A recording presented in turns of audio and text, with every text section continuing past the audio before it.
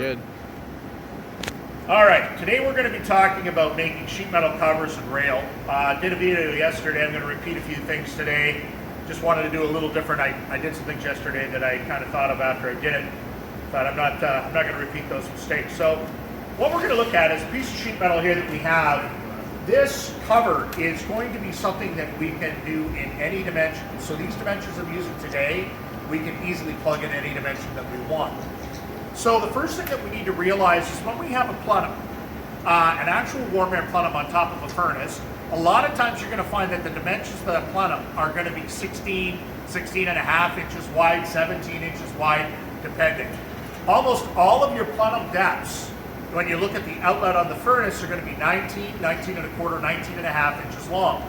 I always make my plenums 20 inches long because the evaporator coils that we're going to be fitting in to those are 20 inches long. So when we look at the outlet here from the base of it right to the outlet of the drain, it's going to be 20 inches long. So I make the plenums, if I'm making a plenum, 20 inches so that that coil will fit in without having to put what we call a bubble door on that coil itself.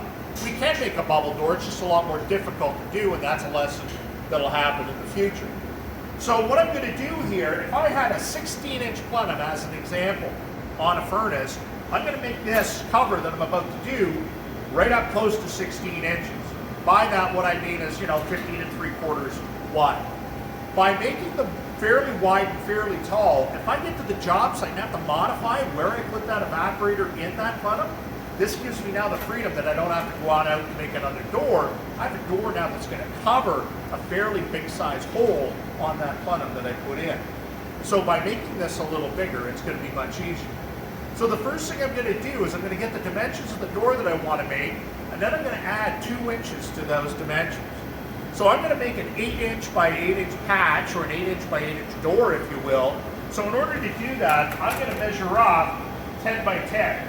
So all I'm going to do is just take my marking piece here, and I'm going to use a magic marker or a Sharpie just to kind of give you the indications here. Makes it a little easier for you to see for the demonstration. And again, I'm going to do 10 inches on both sides of this.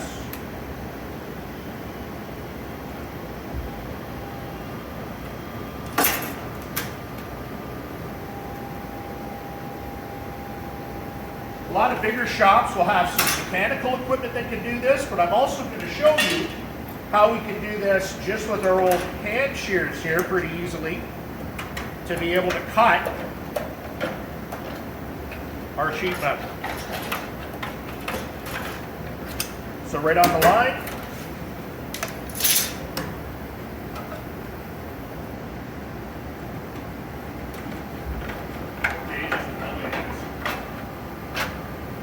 What's that? What gauge is the metal you use? 28 gauge is what I normally use for residential.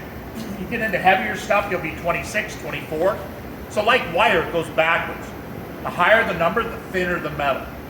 We do see some 30 gauge that's used in sheet metal in homes as well. It's pretty thin. Our perimeter pipe usually, round pipe that goes out, is 30 gauge.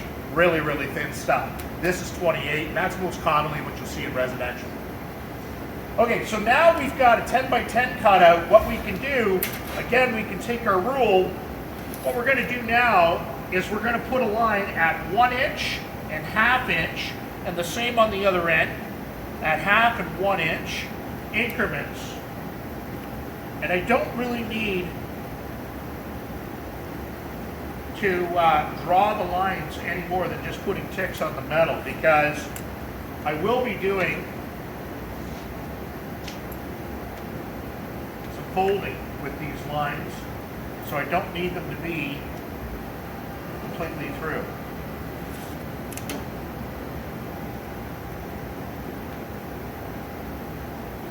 So I've gone ahead and done my marks on there, as you can see. I've got my marks here at the ½ and 1 inch increments all the way up. So I've done those so that I'm able to line those up in the break. The next thing that I'm going to do, I'm going to show you something that you don't necessarily need. In place of doing this, you saw how much time it took, I have a device here called a marking gauge. The marking gauge will allow me to do 2 different marks on this one because I have a piece here that'll do both half and 1 inch, or I can adjust it to any dimension that I want. It is a tool that's handy if you're doing an awful lot of sheet metal work, and you'll find a lot of sheet metal technicians do have this in line. It is one of those things that does take a bit of practice. It looks pretty easy, but holding the proper pressure and making sure you've got this held properly is a little bit tricky. So it's one of those things though that I'll leave here so that you guys can go ahead and try it out. It's a perfect piece when you're doing things like this. Now I've got all those lines marked on there as well. So what I'm going to do next is I'm going to take those intersection lines, which I have to kind of look at, and I'm going to mark those intersection lines in magic marker. Now I normally wouldn't do this, but for the purposes of the video, I'm going to find this a little easier. So by putting these 4 ticks on these corners here, now I'm able to go ahead and take my snips.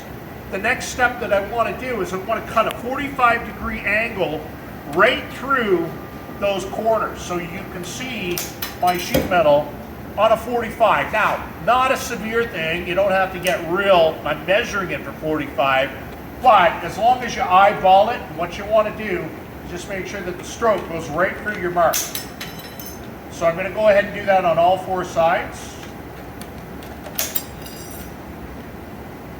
Part of the reason for that is it allows us, regardless of the style of brake that we have, to be able to manufacture this. So now, when you can see, I've got my marks obviously on there for my brake, and again, that's why you want to make sure you're inwards a bit, because when you snip off your corners, obviously you can lose that. Now I also have those sheet metal marks that I put on with my marking gauge, so I can use those as well. The next step here, what I do is I go to this intersection point here that I had. I'm just going to put a little mark right on the back of my sheet metal, right at that intersection point. I'll show you a reason why here in a second. So by just taking that Sharpie and just kind of going on the back side of it, now what I'm going to have is I'm going to have those marks that I can line up. So now I'm going to go on over here to the brake. What I like to do is I like to flip this over first to do my cross brake. And again, there's no right or wrong here, it's just a habit that I have. I like cross braking it in this direction. So what I'm going to do is make sure that one handle is down on the brake. I'm going to be able to go in here. I'm going to line up my 2 black lines that I just put on the back of that sheet metal piece. Is it still going? Mm-hmm. All right. So I've got that here lined up on those 2 marks. All I'm going to do is give that a little pull, which is going to give that metal a cross brake. And then I'm going to go ahead and I'm going to do the same thing on the opposite corners. And again, a little pull for a cross brake. So now I have my metal cross broken. Now what I can do is I can flip that back over. A big difference in the video yesterday, I was actually, I wasn't thinking when I was doing some things, so I'm just going to stick my head in here for a second and then I'll back it out. So what I'm doing is I'm completely closing the brake down on my first 1/2 inch line, okay? Doesn't matter which one of the 4 sides we do first, any one of them is fine. I'm going to grab the handle of the brake, I'm going right over with this bend, as far over as it will go. Once I have that over, I lift open my handle. Now what I'm going to do is I'm going to put that back in the jaws of the brake, and I'm going to pull down on the brake to squish that side in, okay? I'm going to do that on all 4 sides first. Yesterday I folded up 90 degrees right away. Error of my ways as I kind of saw as I got thinking about it. So what I'm going to do is I'm going to go around on those marks, and I'm going to go ahead and do that on all 4 sides. Again, once I've got it folded, I'm going to put it under and squish it down, and then repeat it on the next side.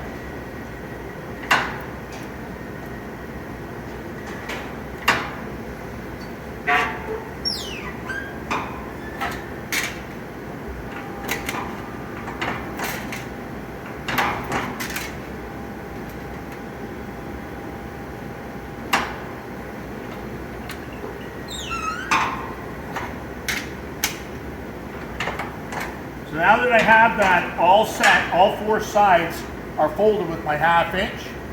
Now what I'm going to do is I'm going to stick that back in and go to the 1 inch mark, so just past where the metal is now folded, and I'm going to come up 90 degrees, not quite all the way, on each one of those sides. And again, because of the way that I bent the metal, I'll be able to come up 90 degrees without interfering or having that metal squish or crunch up that metal.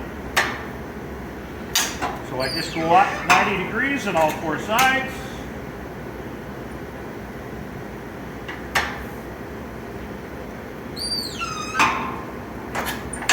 And there we have our cover. The advantage I find to putting this half-inch lip up and back down like this, it really makes this nice and rigid. If you had just a piece of straight sheet metal, what I used to do was I would go into the brake and just give it a little kick. The problem that I found was this wasn't rigid enough, and as I would start to fire my sheet metal screws in, the metal would start to warp and buckle.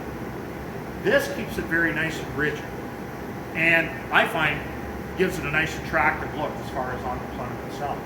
The next thing that I do with this then would be, once I get my coil all set and placed inside the furnace, I'll go ahead and place this over, and I'll use a step drill bit to be able to drill my holes through the cover so that my access points can go right through the cover itself for both the drain as well as your two lines. There's the suction line and the liquid line and the drain line that all have to be lined up on this cover. So I'll use a step drill bit at that point to be able to put that through, put this over, and then fire sheet metal screws all the way around the perimeter to hold it on.